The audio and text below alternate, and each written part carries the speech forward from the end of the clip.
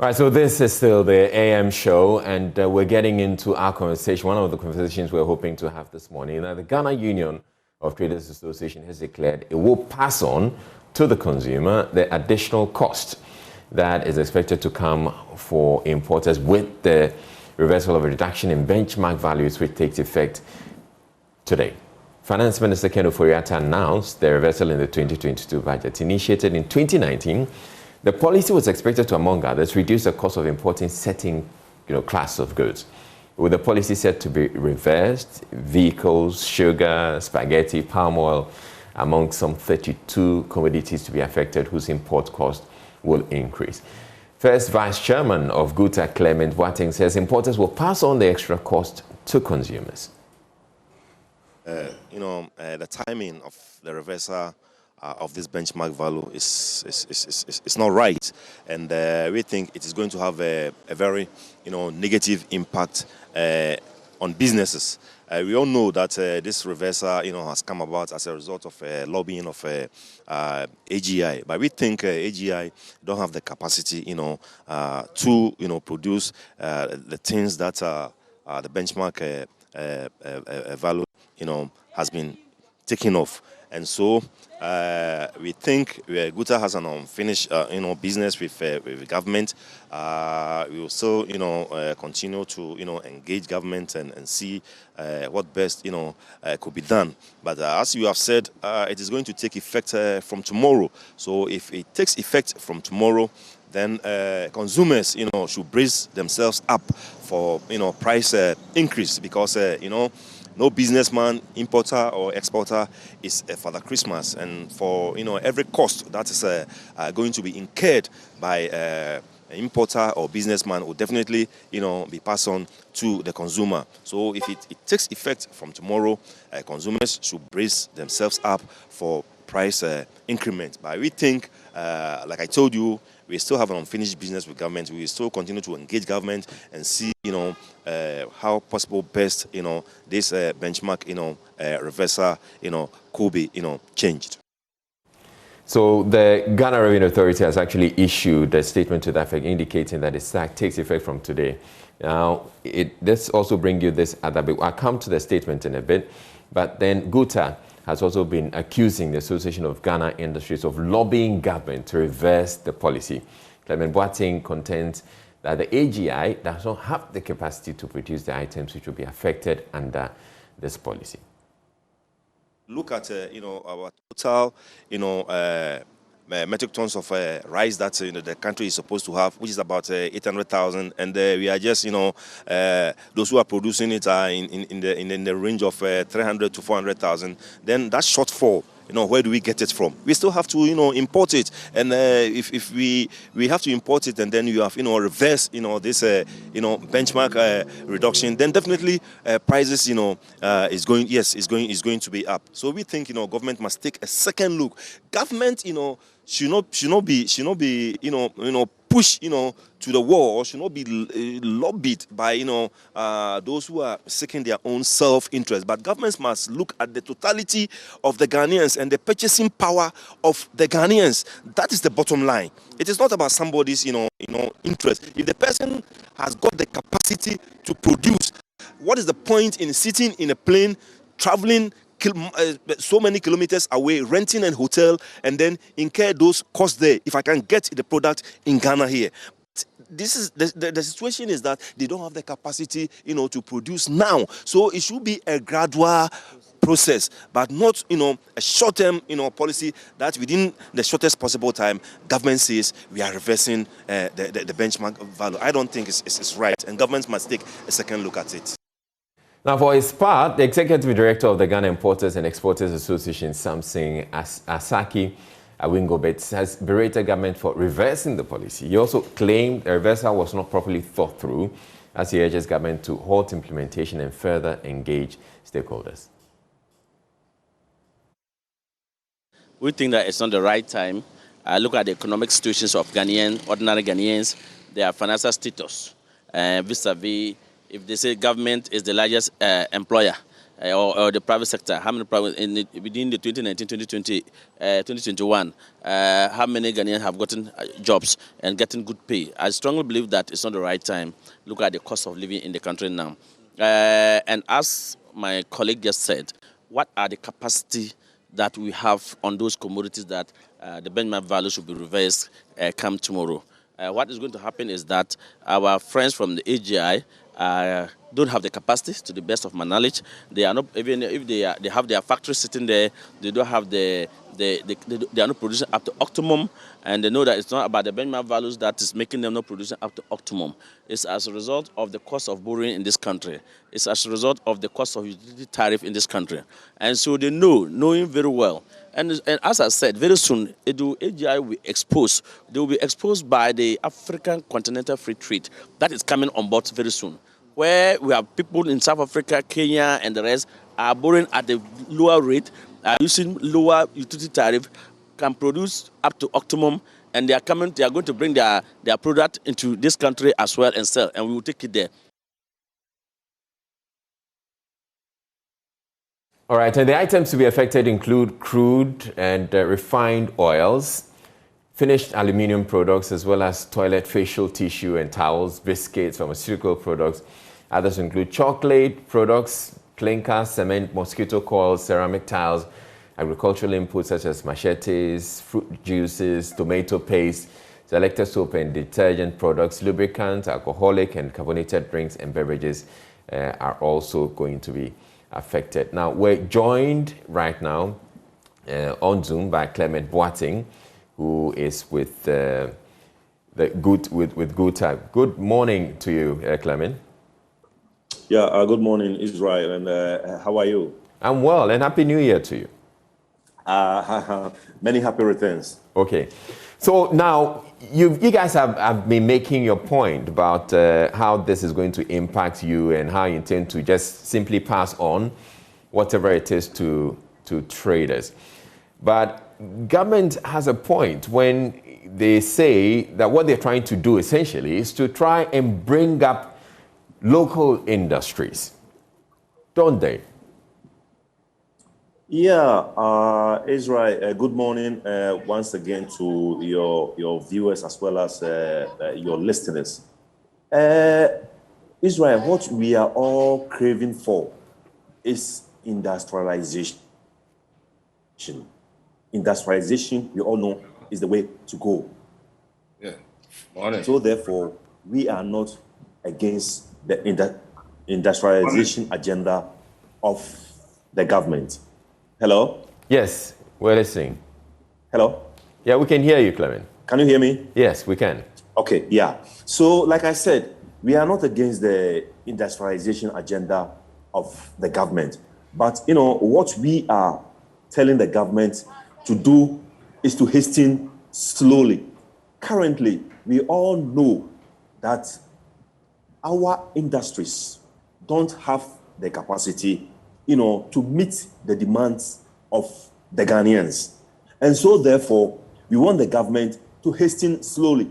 At least, we should all come to, a round table discussion and then look at the areas that they can be able, to meet the local demand. We can maybe take about 1, 2, 3 items. Then we pilot on that. You see, but to bandit about 42 items and say that you are reversing the policy is very inimical, to business. That is the point that we are making. We are not against, the industrialization agenda of the government, because we know that at least we must start from somewhere and then progress gradually until we are self-sufficient. But we could all bear reverse that currently the situation that we are, our local manufacturers cannot meet the country's demand. And so therefore, if you say you are banded about 42 items and then reversing the policy, my brother, it is inimical to business. And let me tell you, government currently, we are having a double-digit inflation. Is it not it? And government's aim is to try as much as possible to achieve a single digit. Now, with the reversal of this policy, I can tell you it is going to be difficult for government to achieve its single-digit inflation, because prices are going to rise. Prices are going to rise. You bear with me that this Christmas, people were saying that prices are too high, and therefore traders were complaining that their goods, were not being, patronized. It were not being patronized because, one, currently the situation that we find ourselves is very difficult. Prices of freight have gone up astronomically. World commodity prices have gone up. Our CD also, it's not performing, as it's used to be. So, coupled with all these facts, made prices, higher. And with the reversal of this policy, prices are going, to be maybe 2 or 3-fold. All right, Clement, so you make the argument that the capacity, local capacity, or the capacity of our local industries to produce to meet the demand isn't quite there yet. But let's look at some of the products that they're seeking to reverse. We have crude and refined oils, finished aluminium products, then toilet facial tissue and towels, biscuits, pharmaceutical products, and then chocolate products, clinker, cement. Let's just take cement, for instance. Do we have an issue with meeting the local demand for cement?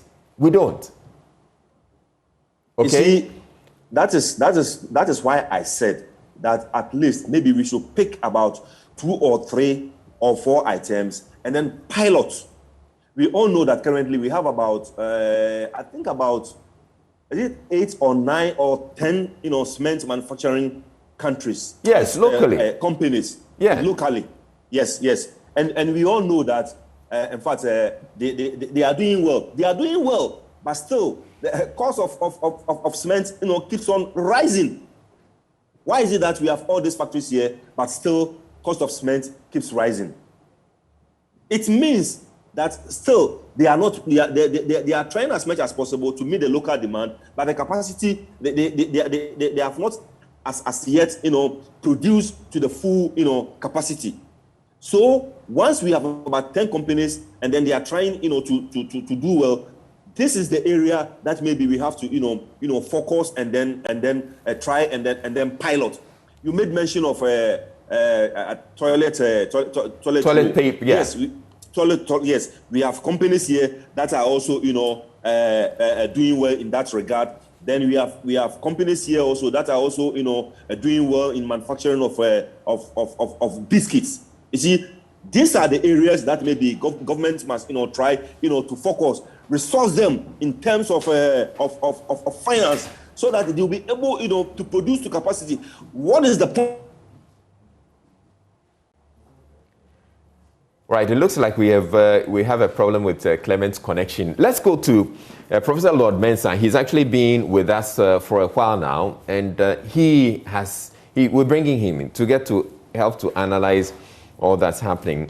Before then, though, as we try and get him on the line, I'm just going to share with you the statement I talked about earlier, which is coming from the Ghana Revenue Authority. So it reads, guidelines for the implementation of government policy directives on removal of reduction of values of imports on selected items. And it makes certain references. So one, reference A provided the guidelines for the implementation of government policy directive on reduction of values of imports as a relief to importers with effect from 4th April 2019. The guidelines were aimed at clarifying the directives for effective implementation and sensitization of the general public, and in particular stakeholders such as importers or duty payers and for their agents, freight forwarders. Now, 2, the policy guidelines were categorized as follows. A, home delivery value of vehicles. B, goods on which benchmark values are applied. C, goods covered by the cargo tracking note, and all other goods. That's for D. The reliefs to importers or duty payers were as follows. Home delivery of goods. For duty purposes, the HDV of a vehicle was discounted by 30%. And then it continues, goods on which benchmark values are applied. 1, 50% of the benchmark value was to be applied in the absence of the production of any other evidence of value, such as credible invoices, CTN, or bank transaction payments. It goes on to explain all of that, and and essentially goes on to say that So for the avoidance of doubt, that's on point 9, paragraph 9. For the avoidance of doubt, the values to be used applied in the assessment of duties shall be full, 100%, and devoid of any reduction in values, 30% for vehicles. And thus, the status quo on 4th April 2019 shall be restored in respect of the selected items with effect from 4th January 2022. These guidelines are to be read thoroughly and understood properly to prevent any possible losses of revenue. So this is issued by Colonel Kwejo Damwa, retired Commissioner, Customs Division.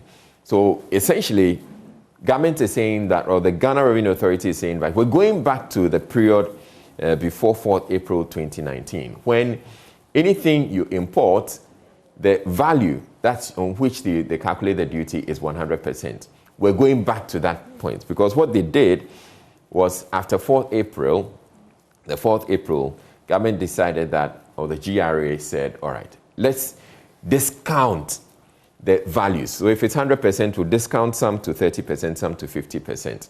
Now we're just going back. We're going to use the full value to determine the duties that you have to pay. We have Clement back. And before we come to you, Clement, let me go to Professor Lord Mensah. So we've been seeing this playing out. For me, I see it clearly as an issue between AGI and GUTA. GUTA are the importers. So essentially, they want the cost of their imports to be reduced, or which was what was a status quo. They were enjoying that relief. Then GUTA also realizes that, no, this is hurting us because if the imports are becoming cheaper, they're becoming more attractive. And then we, those producing these items, well, our products are not so competitive. So it's clearly between GUTA, the importers, and AGI, the industry. Isn't that the case, Professor Lord Mensah? Yes, that's the case. I mean, government had an objective for introducing these subsidies, or let me call it a cut in tariffs. And these objectives, one of them is to probably increase more imports. And then secondly, the imports must be targeted towards maybe goods that are coming to serve as probably an input to the economic activities of this country. And then also, you look at the local manufacturer side. I mean, you realize that anytime, you reduce tariffs, it encourages more import. And if you encourage more import, what is going to happen is that prices on the market has a tendency of, coming down. And when price comes down, the local manufacturers probably may not be able to afford to produce at that lower price, and therefore knocking them off business. And that is why you see that conflict between the two parties that you mentioned earlier. And so this is, bound to happen in every environment where, you allow imports to come and compete with local manufacturing, product. Now let's look at how the government made the U-turn. And I will always say that, some of the policies that are being rolled out by government are normally politically motivated than economic. Okay. Because, explain. In 2019, at the time that this policy was being introduced, government, desperation for revenue generation was there. It was clearly on the grounds that, okay, fine, we had borrowed up to a point where we need money. So I did not support this idea of, discounting import. Yeah. Exactly. I did not support, not that necessarily the reversal, but then, reducing the import as of that time in 2019. Yeah. I wasn't in favor of it because, when you whet the appetite of the importer after a certain time and you want to remove it, it becomes a problem because it gives that kind of laxity into the local system to which, the effort that we need to move towards production would tend to be reducing. So at a point in time where you have some way, somehow, production capacity and you want to reduce it, people's appetite have already been developed in importation. And as a result of that, you will start getting this conflict. But let me also tell you one thing. If you see a price of any imported item on the shelves of this country, It's not driven only by price. I remember those days when government was saying that, look, we're trying to, reduce this reduction, provide this tariff reduction so that, government can, product on the market can be reduced. Price of products can be reduced. But I can tell you that it's not only tariffs that, moves the price of, imported product on the market. And in some way, somehow in economics, we call them tradables. And you don't really, determine only this price. Now, you have several indicators that moves this price. One of them is the margins that those importers are also looking for. Now, are they ready to compromise some of their margins as a result of this reversal? That's one question. And that is where my good friend at the other side, may be arguing from. But then let's also look at other aspects of price drivers. You can see clearly, I noted some few things down. We have tariffs, that government has control over. We have inflation that government has control over, because when the goods comes to the port, obviously those goods needs to be moved from their various distribution centers. And of course, you are going to use fuel to do that. So if at that point, fuel prices are high, obviously it will be built up into the prices that we are looking at now. Now you also look at, the expected exchange rates that importer is looking out for. Because by the time he finishes selling off his product, what is going to be the exchange rate that is going to convert the Ghanaian currency into to get a foreign currency so that he can import into the future? All these things are things that builds up into, the price of a commodity on the market.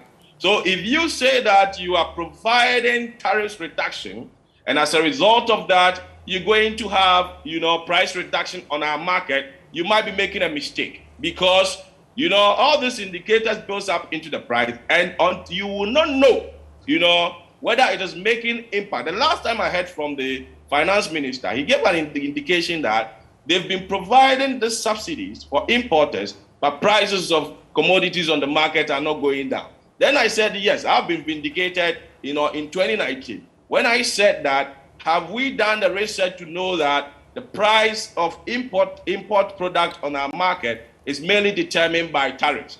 And so until we establish that, we cannot introduce a policy that will give this benchmark, values reduction. So effectively, we have come back to that U-turn where government says, okay, fine, I'm not getting the benefit that, moved me to introduce this, kind of, what we call it, subsidies. So if I'm not getting it, then let me revert back. Because the essence of providing these subsidies is to ensure that, goods comes into the country, you do more import, government benefits from what we call economies of scale. The more import you do as a result of the reduction, the more government benefits on more of the tariffs.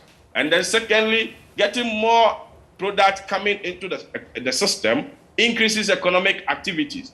And as a result of that, the various indirect taxes that government wants to take will also be, improved. So effectively, if the government is not getting that, then it will call for U-turn.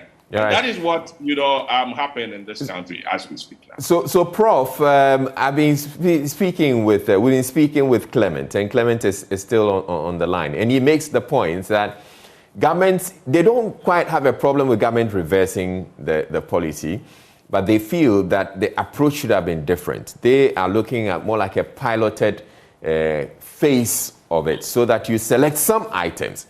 And we all agree, at least in the conversation I've had with Clement, that cement, for instance, is one of those that you can decide that, okay, I want to reverse the benchmark policy. So he selects some items and do that, because he makes the point that the capacity of the local industry to produce, to meet the demand, isn't quite there yet. So if you do these things, you're likely to end up with prices still going up, and you're not going to achieve the impact or what you were hoping to achieve. Well, Clement makes sense in that direction. But then let me also tell Clement that probably, like I said, I've not done the research. That is why I will use the word, word probability and tendencies and all those kind of economic words. There's a likelihood that the government has done a research and realized that the capacity that we need, might be more than we need to produce locally might be more than what the importers will be bringing in. So when you take cement, for instance, like you mentioned earlier, about 8 companies are on the market now. Now, if you're going to import cement and the prices are high, when you come to the market and the local manufacturers are producing to a certain level of price, you cannot afford to import more of the cement. So in a way, government is trying to propel, local manufacturers to produce more. And that is why, we have, the government is coming up with these policies. Now, let's also go back to the piloting case. You realize that when the policy was being introduced, we never realized any piloting. It came all out, as a policy that, was touching on certain products. And now my expectation was that, okay, fine.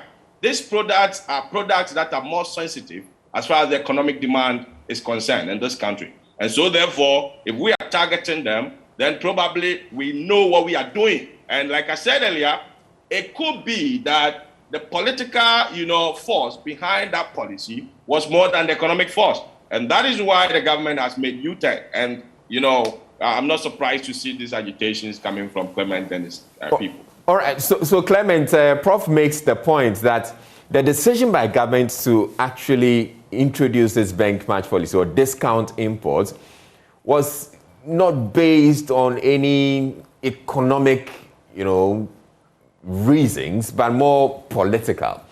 And so you may have been, GUTA and other importers may have benefited from a political decision, and now it's making sense economically for government to reverse it. You'd have to unmute. Yeah. Can you hear me now? Yeah, we can hear you now. Okay. I think Prof has made that point, but I will be in disagreement with Prof, because I can tell you that in 2019... Maybe let me add a bit to it. So essentially, you were able to lobby effectively to get that done for you. And government has, in other words, come to its senses. Yes, okay. Like I was saying, I will not be in agreement with Prof in that direction. That policy, came about as a result of, a political lobbying. In 2019, when that decision was made, before then, there had been agitation, hue and cry by traders and importers.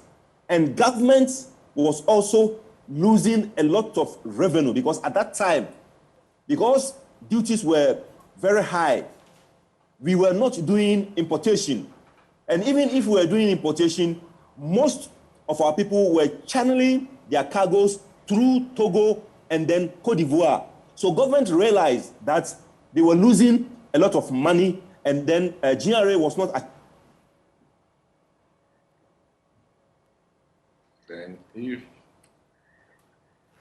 All right, we seem to be having a challenge with Clement's connection. Hello?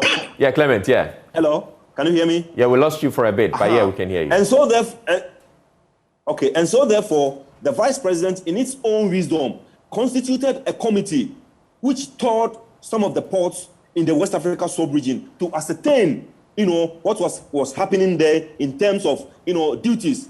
And when the committee returned, they brought a report that duties being paid over there compared to Ghana here, Ghana was really on the higher side.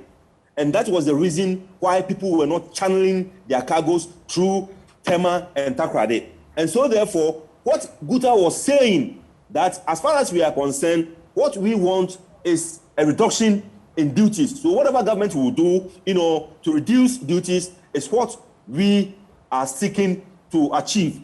So government made us to understand that because of the common ECOWAS external tariffs that they were using, because they have a duty, they have duty rates, they have a tariff band that they were using, the ECOWAS countries were using, which starts from, I think, 5% to 35%, depending on the type of commodity or goods that you bring in. So they made us to understand that because of the common ECOWAS external tariff, they cannot touch the duty rates, and therefore they will, in their own wisdom, come out with a solution which will mitigate, our crime. And so therefore, they came out with this benchmark reduction. So it wasn't, something of a political, but rather something of economic reasons. That was why the government came out with that reason. And when the government, came up or introduced that benchmark, reduction, a lot of cargo, came into the system, and the government started, or GRA started achieving its, target. So I will not, side with Prof that, the reasons that brought about the benchmark reduction was a more economic.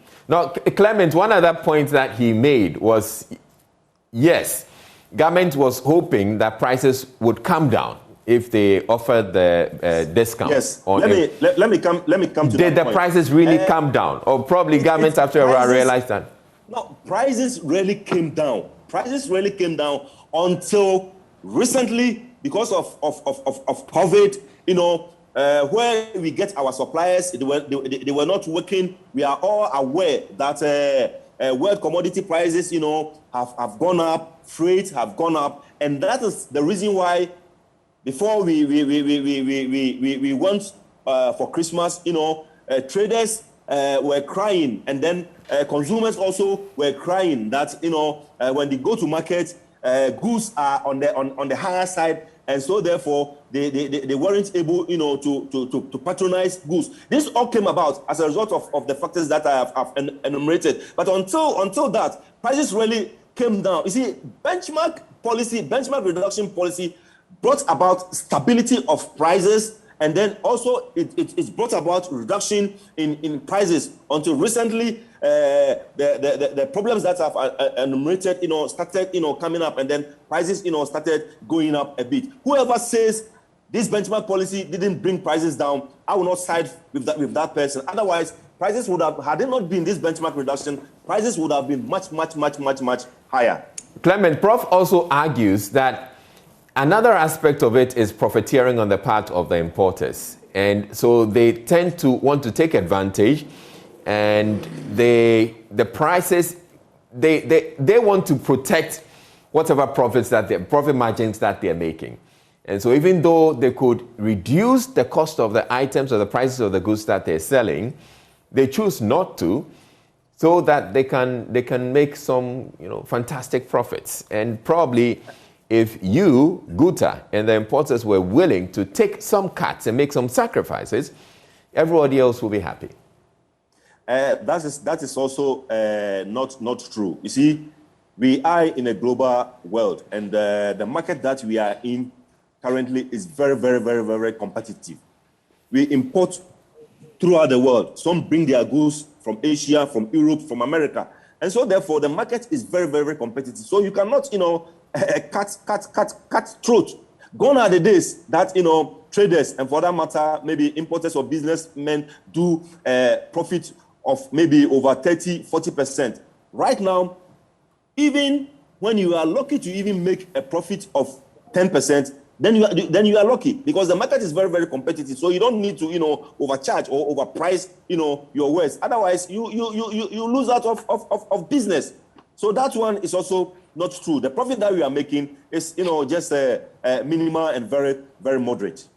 So you're saying that you're making profits. I mean, you're lucky to be making profits about 10%. Is that the case? I'm telling you, because the market is very competitive. If someone comes, look, the sector that I belong to the spare parts industry. If maybe I'm selling a shock absorber of Toyota Corona for 300 Ghana cedis, and somebody comes and even offer me 250 or 260, I will collect it. Otherwise, he goes to another place. He can even get it maybe 240 or 230. So what is the point in overpricing where the market is very competitive? No, but isn't it the case that, I mean, all of you within the spare parts hub, in that Abosukan spare parts hub, there have never been communication. You come together, and then you just decide that, yeah, this is the way we're going to sell it. So wherever you go, you're still going to get it at around 250. No, it is not true. It is not true. We don't agree on one price here so that everybody will sell at that price. No, because there are different countries that we bring our goods from. Some bring their goods from America. Some bring their goods from Europe. Some bring their goods from Asia. So there is no way that you can overprice your price, because if I don't take the 230, he may go to another place and he can even get it maybe at 220 or 210.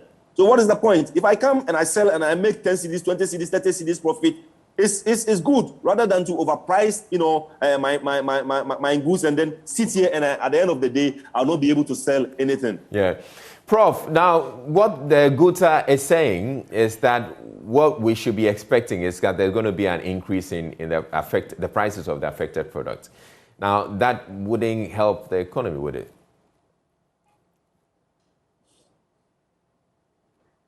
Prof, you'd have to unmute.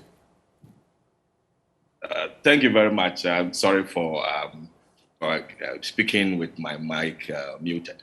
This has a tendency of affecting prices on the market. And, my friend Clement won't understand where I'm coming from economic, perspective, in a sense that, the profit margins, a touch on the profit margins is very, very sensitive. And Clement should understand that, you see, once there's a unionization, there's that kind of tendency in a reduction of competition. And therefore, prices can be at a certain level, no doubt about that.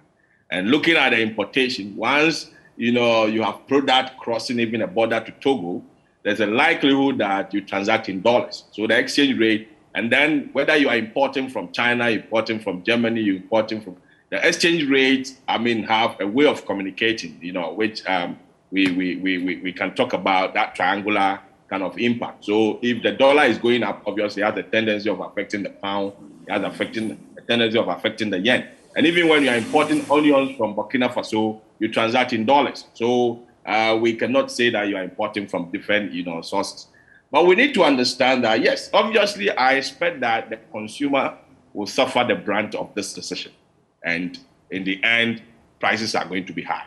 And a country that has boasted of, achieving certain macroeconomic targets, for which we are hoping that those macroeconomic achievements will build up into the doorstep of a typical Ghanaian, so that when a Ghanaian receives his salary at the end of the month, he knows the price that he's going to buy tomatoes for on the market. He knows the price that he's going to buy fufu powder for on the market. He knows the price that he's going to buy, even coffee brokuman on the market. So effectively, it will smoothen the consumers, the consumers, spending. But we are not going to see that. We're going to have a trajectory where, you receive your salary, and the end I would say about 90% of that salary will go into just, consumables in the house. And effectively, you end up not investing at all. So the economy is going to suffer in the long term, because the economy is not going to get money, into savings to do that kind of capital expenditure that we are looking for. And to some extent, government raising of revenue, raising of T-bills and investable assets on the market will also be affected. So it has a long way. It will go a long way to affect the economy. No, but should we also expect, yes, it may affect the economy, but if we're having the industries being able to produce and meeting the demand, that should somehow ease whatever difficulties we're having on the inflation side, shouldn't it? Israel, you see, that is when, the reason why we are, taking off these benchmark values is true. By, thinking that since it's a policy, at this time, the policy has achieved its results, and therefore we have local manufacturers who can manufacture to, compete with those importers. And so therefore, prices can easily come down. It might not be true. It could also be that it's government that needs the revenue. Government that needs the money. So instead of allowing the importers to have that discount, for it to go that long term of, getting through the system before the government benefits from those excise taxes and those economic activity related taxes, then government wants to hold up the money up there so that quickly the money comes into the folds of the government. Then the government can use it for the purpose that it wants to use it for. So it could also be a sign of desperation for money that the government is running into. That is why, they've removed this tax. It might not necessarily be true that at this level, we have local manufacturers who can easily compete with importers. All right, so Clement, as you heard Prof say, it could be the case that government really needs money. It's desperate for cash, and so it has to squeeze you. Well, that might be that might be true.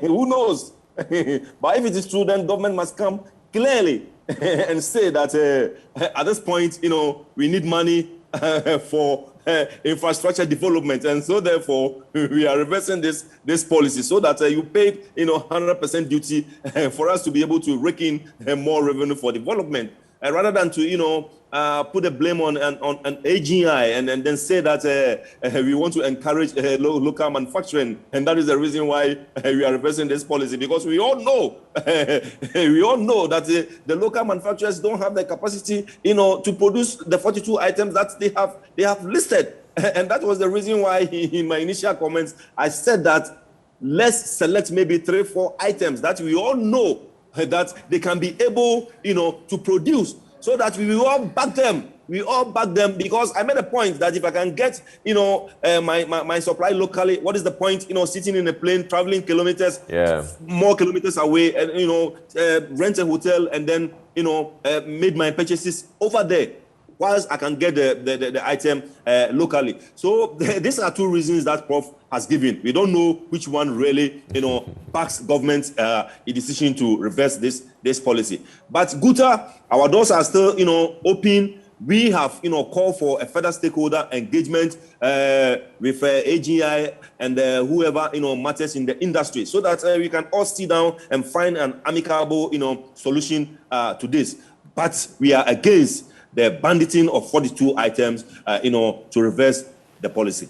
So if things don't go your way, you're saying that consumers should expect that prices are going to go up on the market? Definitely, because, no businessman is a Father Christmas. See, Israel, one thing we even didn't talk about, or I didn't, made mention of it, is you are aware that, there has also been an increment of 15% on government institutions, like some of the regulatory bodies like FDA, Ghana Standard Authority. All their fees are also going to go up by 15%, and these are all costs that we have to bear at the ports. So if I bear all these costs, what am I supposed to do? Definitely I have to pass on to the consumer. So Ghanaian consumers must brace themselves up that as this policy is reversed, it is going definitely to lead to a hike in prices. All right, so it's not just about the policy being reversed, but you're looking at the fees and charges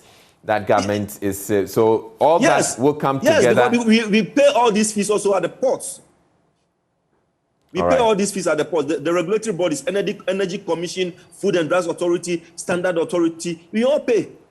We pay. So if all those fees are also going to go up by 15%, definitely it's a cost that we are going to incur, and we must pass all those costs to the consumer. All right. Thank you very much, Clement Boateng of Ghana Union of Trade Association, for joining us for this conversation. I'd let Prof give us his final thoughts on it. So Prof, Clement is just making the point that apart from the benchmark policy that's being reversed, which is going to make the prices of the cost of their items go up, they are also going to have to take on or add the fees and charges that are going to be revised, which means if the item was going to go up by 10%, we should be expecting that probably it's going to go up maybe at 15 or 20%.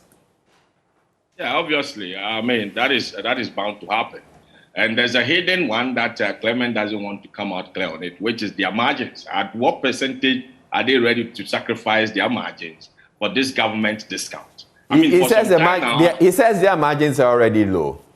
Oh, no, I can't believe in that. Because, I mean, like you said, businesses are not Father Christmas. I mean, every business wants to make profit. And, of course, if you look at alternative investment for your money, if you look on the market and you can invest in treasury bills and possibly you can get 15%, I don't think when you go through that hustling of going to somebody's country and import, running through this risk and exposures, and possibly your goods can even sink at the sea and all those, without insurance, you'll be in trouble. And all those things coming in, you will sacrifice that 15% in our local market for treasury bills to go through this hustle. So for me, that 10%, I don't believe that. So, all right. I mean, let's be clear on this. You see, Israel, I mean, we need to understand this. Whatever government did in 2019, I would say, was purely political. I mean, we can't dispute that. And now government has realized that, no, let's put on our economic caps because we are dire in need of money at a level where our debt is up, and more so, they will just give up the consequences of those macro indicators giving up. And like I said, inflation has a tendency of going to the double digit as we move on into this situation. So for me, I'm not afraid to say that yes, government's decision at the time wasn't well thought through. But Clement should also understand that before, the introduction of the policy, they never piloted it, and that's one of my criticisms at the time. That why don't you test the products that are more sensitive, that has a tendency of improving your economy, for you to give them those subsidies? I don't think we went through that process. And so we are bearing that brunt of it. And this is the reality of the economy that we're going to face by this reduction and then having impact on our economy. So that should tell you that those single-digit inflation that we're enjoying at the time, that we're boasting of our macro indicators being improving and all those, were just artificial. They were not real. Now the reality is going to set in. We're going to see the actual values. And this has also a tendency of affecting the exchange rate. So let's see what is going to happen in the future. All right. Thank you very much, Professor Lord Mensah. He's an economist and senior lecturer at the University of Ghana Business School. And then we also had earlier Clement Boateng, who is the first vice chairman of the Ghana Union of Traders Association. So as he's indicating, we should brace ourselves some really difficult times ahead as they're expecting to increase their prices, not just because the benchmark policy is being reversed, but because the fees and charges have been revised. And so they're going to put all that together and add it to the cost of the prices of the goods and services that they're going to be selling to you.